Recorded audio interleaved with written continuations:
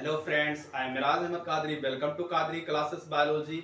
आज हम बात करेंगे रिकॉग्निशन साइट, डीएनए का जो न्यूक्लियोटाइड होता है, न्यूक्लियोटाइड के ऊपर रिकॉग्निशन साइट होता है। रिकॉग्निशन साइट का मतलब रेस्ट्रिक्शन एंजाइम जहां से कट करता है, जिस स्थान पे कट करता है वो पहले उसको कट करने से पहले उसको पहचानता है, रिकॉग्नाइज करता है। ठीक है, तो जहां से डीएनए के पार्ट्स को, न्यूक्लियोटाइड को कट करता है, ठीक है, वो पहचान कर कट करता है। ठीक है, और एक चीज और, ठीक है, कि जो रिकॉग्निशन साइट होता है वो हमेशा पैलिंड्रोमिक सीक्वेंस होता है। ठीक है, जिस स्थान पे रिस्ट्रिक्शन एंजाइम कट करेगा, ठीक है, उसको पहचान कर करेगा, उसको हम रिकॉग्निशन साइट कहते हैं। और उसके बाद में ये हमेशा पैलिंड्रोमिक सीक्वेंस होता है। आगे हम देखते हैं। ठीक है, the recognition site are always palindromic sequence. ठीक है, रिकॉग्निशन साइट ऑलवेज हमेशा जो होता है पैलिंड्रोमिक सीक्वेंस होता है। अगर बात किया जाए what is palindromic sequence, palindromic sequence क्या है? ठीक है, तो जब 5 इंड से 3 इंड की तरफ पढ़ा जाए, जैसे क्या होगा, जैसे सीक्वेंस लाइक CCC GGG, ठीक है, CCC GGG, ठीक है, 5 इंड से 3 इंड की तरफ, ठीक है, 5 इंड से 3 इंड की तरफ। और हम नीचे इसका एग्जांपल नीचे देखते हैं।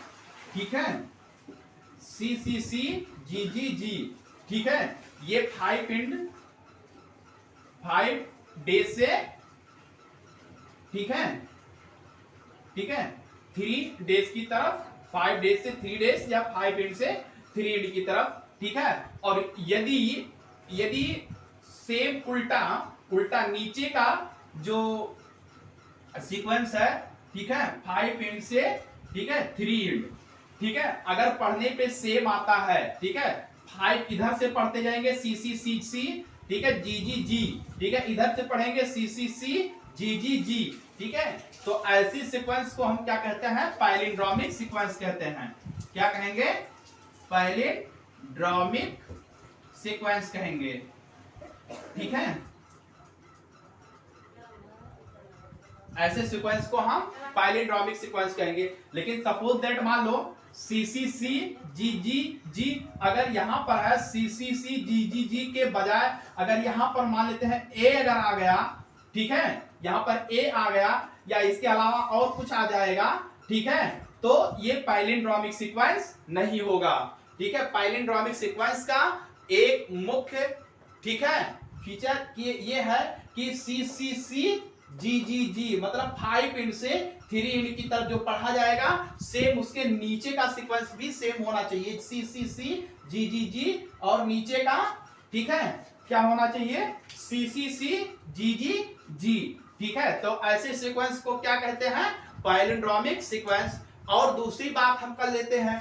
ठीक है, यहां इसकी बात करते हैं तो इको आर फर्स्ट, इसका जो है अगला एग्जांपल अगर हम देखना चाहते हैं तो हम ये देख सकते हैं इको आर फर्स्ट। ठीक है, इको आर फर्स्ट में, ठीक है, ये enzyme Eco R first bacteria से प्राप्त किया जाता है, इको आर फर्स्ट एंजाइम। ठीक है, इसके बाद में अगर हम देखते हैं GAATTC, ठीक है, 5 इंड से, ठीक है, 3 इंड की तरफ मैंने पढ़ा GAATTC, ठीक है, सेम हम नीचे के स्ट्रैंड को अगर पढ़ेंगे 5 इंड से 3 इंड की तरफ तो GAATTC, ठीक है, ये भी पैलिंड्रोमिक सीक्वेंस है, ये भी पैलिंड्रोमिक सीक्वेंस है। ठीक है,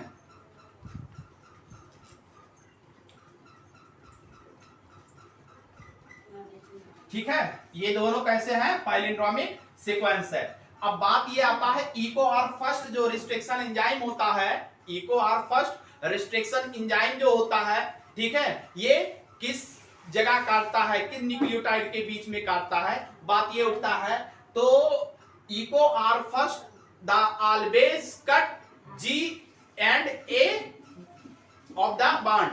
ठीक है, हमेशा Eco R first restriction enzyme हमेशा G और A के बीच के बॉन्ड को तोड़ेगा।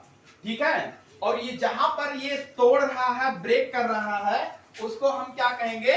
इसी को हम क्या कहते हैं? रिकॉग्निशन साइट कहते हैं। ठीक है, इसको क्या कहेंगे, रिकॉग्निशन साइट कहेंगे।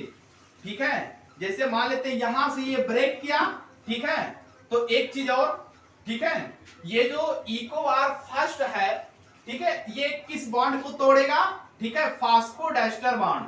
ठीक है, किस बॉन्ड को तोड़ता है, फास्फोडाइस्टर बॉन्ड को तोड़ता है। ठीक है, ये एग्जाम में पूछा जा सकता है, ठीक है, कि इको आर फर्स्ट किस बॉन्ड को ब्रेक करता है। ठीक है, ऑप्शन में हो सकता है फास्फोडाइस्टर बॉन्ड, ठीक है, न्यूक्लियोटाइड बॉन्ड, उसके बाद में एक और आ सकता है, ठीक है, ग्लाइकोसिडिक बॉन्ड, एक और हाइड्रोजन बॉन्ड। चार बॉन्ड का नाम दे देगा। ठीक है, उसके बाद में आपसे पूछ लेगा निम्नलिखित में से कौन सा सही है, या इको आर फर्स्ट किसको कट करता है।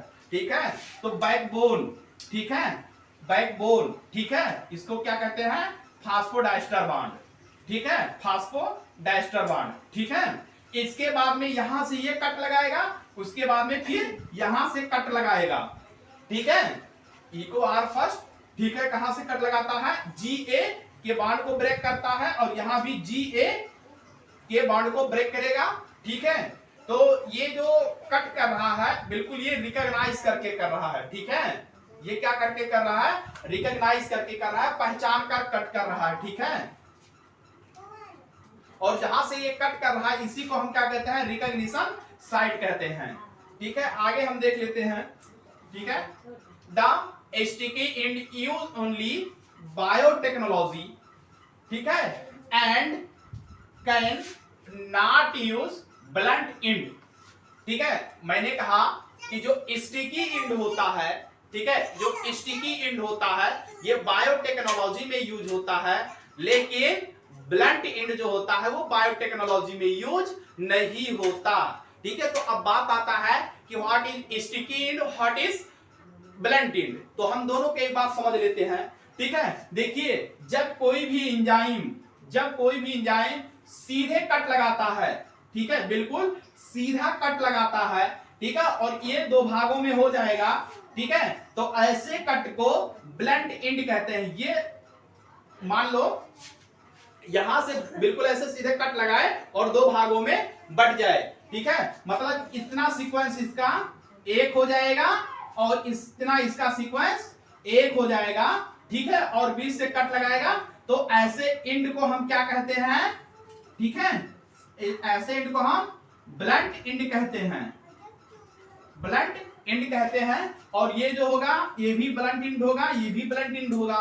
ठीक है, तो स्टिकी एंड किसे कहते हैं, सवाल ये उठता कि स्टिकी एंड किसे कहते हैं। तो स्टिकी एंड की बात हम कर लेते हैं। ठीक है, तो आपको मैंने क्या कहा, इको आर फर्स्ट, ठीक है, इको आर फर्स्ट जो कट करता है, ठीक है, जी और ए के बॉन्ड को, तो यहां से ये ब्रेक करेगा, ठीक है, यहां से ये ब्रेक करेगा और ये यहां से ब्रेक करेगा। ठीक है, तो इसका देखते हैं स्ट्रक्चर कैसा प्राप्त होता है। ठीक है, इधर देखते हैं पहला, ठीक है, ए टी टी सी, ठीक है, और इससे क्या जुड़ा हुआ है, जी जुड़ा हुआ है। ठीक है, इसके बाद में नीचे वाले का देख लेते हैं, इसका ये बॉन्ड ये इससे बिल्कुल सी से अलग नहीं है, तो इधर देख लेते हैं, जी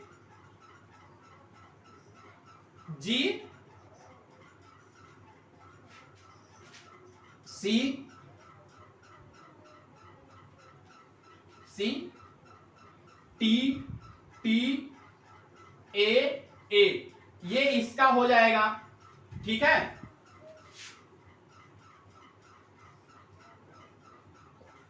ऐसे कट जो बिल्कुल क्रॉस कट लगाता हो, बिल्कुल क्रॉस कट लगाता हो, ऐसे कट को हम क्या कहते हैं, स्टिकी एंड कहते हैं। ठीक है, ऐसे कट को हम क्या कहेंगे, स्टिकी एंड कहेंगे। और यही स्टिकी एंड बायोटेक्नोलॉजी में यूज होता है। स्टिक का मतलब होता है स्टिकी, चिपकना। ठीक है, ये मोर पावरफुल, ठीक है, more power comes to each other, काफी बिल्कुल, अगर ये जान लीजिए, अगर ये जो होता है ना इतना एक्साइटेड होता है कि ये बिल्कुल अपने बेस पेयर को ढूंढता है कि अगर मिल जाए तुरंत चिपक जाए। ठीक है, इसीलिए बहुत ही कॉम्प्लिकेटेड ही होता है ये। ठीक है, तो ये तो समझ में आ गया होगा स्टिकी एंड ठीक है। अगर हम इसको जोड़ते हैं तो यहां से अगर इसको उठाएंगे तो ये इससे ये हो जाएगा, इससे ये जुड़ेगा, इससे ये जुड़ेगा और इससे ये जुड़ेगा, ठीक है। फिर पुनः ये जुड़ जाएंगे, ठीक है। और ये जो कट है, ये जो मैंने कट लगाया है, ऐसे कट को क्या कहते हैं, ठीक है, स्टिकी इंड। ये दोनों इंड जो क्या कहलाएगा, ठीक है,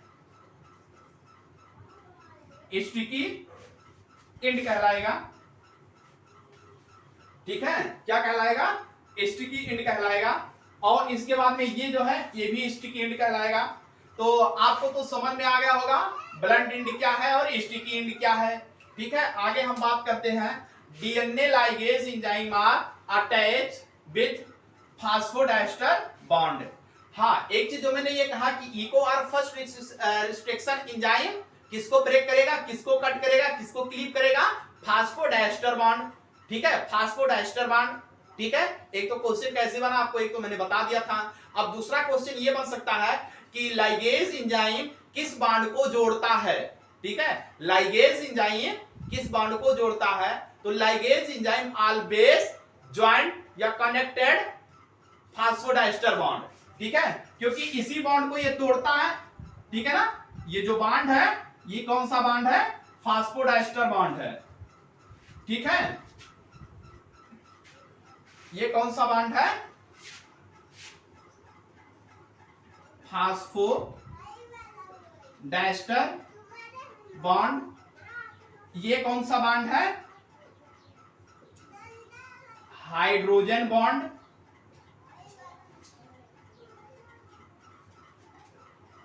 ये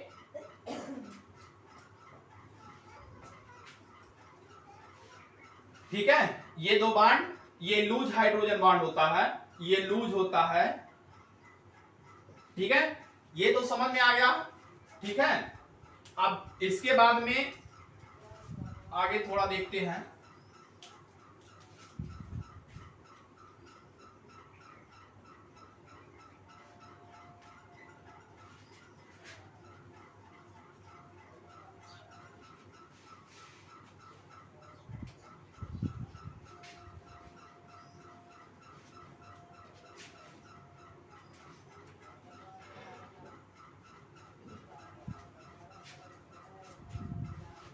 इस पॉइंट को हम नोट कर सकते हैं।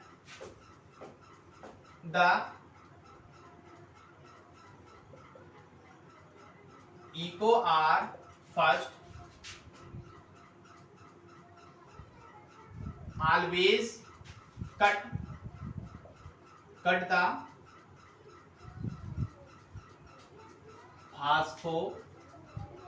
फास्फोडाइस्टर बॉन्ड,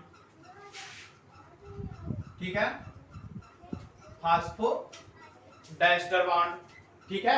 ये तो हम कह सकते हैं इको आर फर्स्ट जो होता है हमेशा फास्फोडाइस्टर बॉन्ड को ब्रेक करता है। दूसरी बात तो ये है कि जो फास्फोडाइस्टर बॉन्ड होता है, ठीक है, ये इको आर कट कर देता है। उसके बाद में जो हाइड्रोजन लूज बॉन्ड होता है वो ऑटोमेटिक टूटता चला जाता है, ठीक है, वो ऑटोमेटिक टूटता चला जाता है। इसके बाद में ये बात आता है, ठीक है, कि 230 बैक्टीरिया से 230 स्ट्रैंड मतलब बैक्टीरिया के 230 स्ट्रैंड से, ठीक है, 900 एंजाइम रिस्ट्रिक्शन एंजाइम का निर्माण किया गया, ठीक है। 230 स्ट्रैंड ऑफ बैक्टीरिया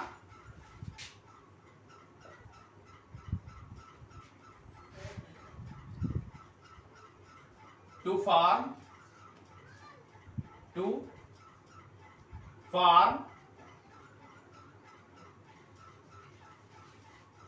900 एंजाइम, ठीक है। 230 बैक्टीरिया के 230 स्ट्रैंड से, बैक्टीरिया के 230 स्ट्रैंड से 900 एंजाइम का फॉर्मेशन हुआ।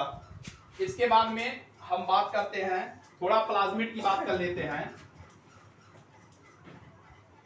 ठीक है, थोड़ा प्लाज्मिड की बात करते हैं, ठीक है, कि प्लाज्मिड का क्या मतलब फीचर होता है।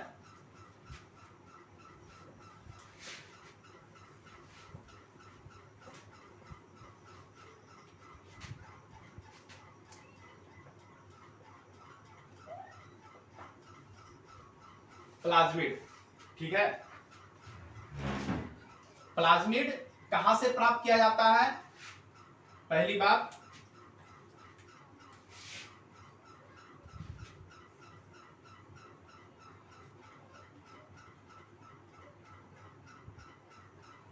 The plasmid are found in bacterial cell. पहली बात कि जो बैक्टीरियल कोशिका होता है, बैक्टीरियल सेल होता है, इसमें ये प्लाज्मिड होता है। दूसरा बात कि प्लाज्मिड को हम और किस नाम से जानते हैं, ठीक है, प्लाज्मिड आर आल्सो कॉल्ड, ठीक है, एक्स्ट्रा क्रोमोसोम, ठीक है, इसको हम एक्स्ट्रा क्रोमोसोम के नाम से भी जानते हैं, ठीक है।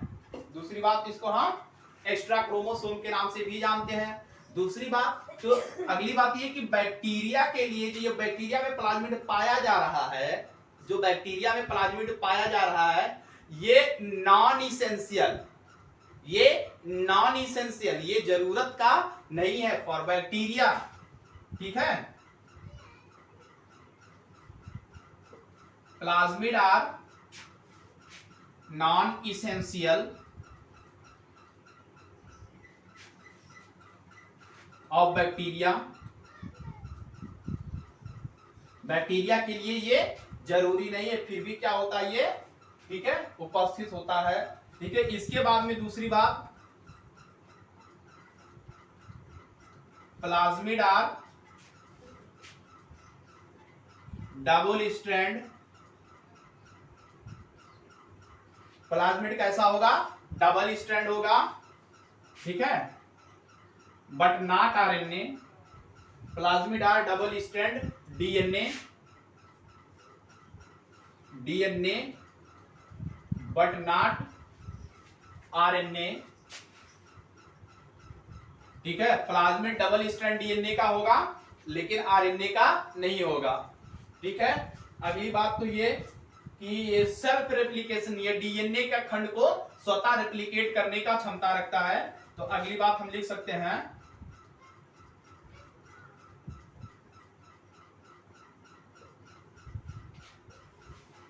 Self replication piece of DNA molecule, DNA molecule का जो टुकड़ा है, इसको ये क्या करेगा, सेल्फ रेप्लिकेट कर देगा, ठीक है। इसको क्या करेगा, ये सेल्फ रेप्लिकेट कर देगा। दूसरी बात, ये जो प्लाज्मिड है, ये इसका आकार अगर देखते हैं तो ये सर्कुलर डीएनए होता है। कैसा होता है, circular DNA. Plasmid are circular DNA, इसको क्या कहते हैं, सीडीएनए भी कहते हैं, ठीक है, इसको हम सीडीएनए भी कहते हैं, ठीक है। इसका स्ट्रक्चर देख लेते हैं थोड़ा।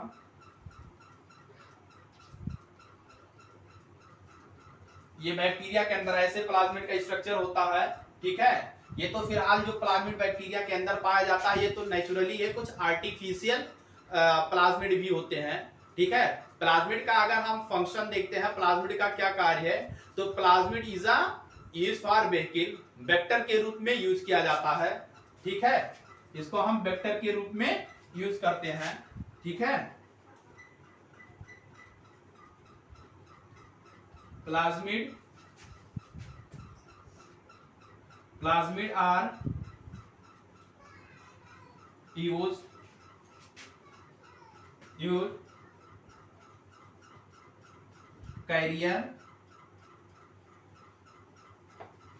Career plasmid are use carrier और वेक्टर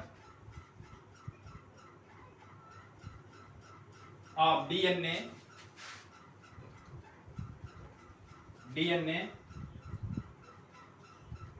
molecule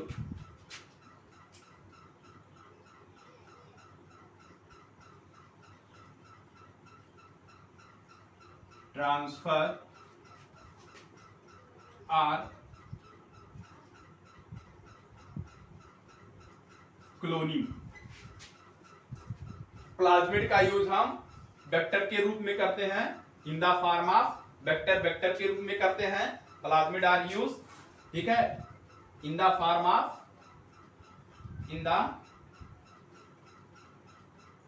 ऑफ कैरियर और vector of the DNA molecule, ठीक है, डीएनए मॉलिक्यूल का वाहक के रूप में हम प्लाज्मिड को यूज करते हैं ट्रांसफर और क्लोनिंग इन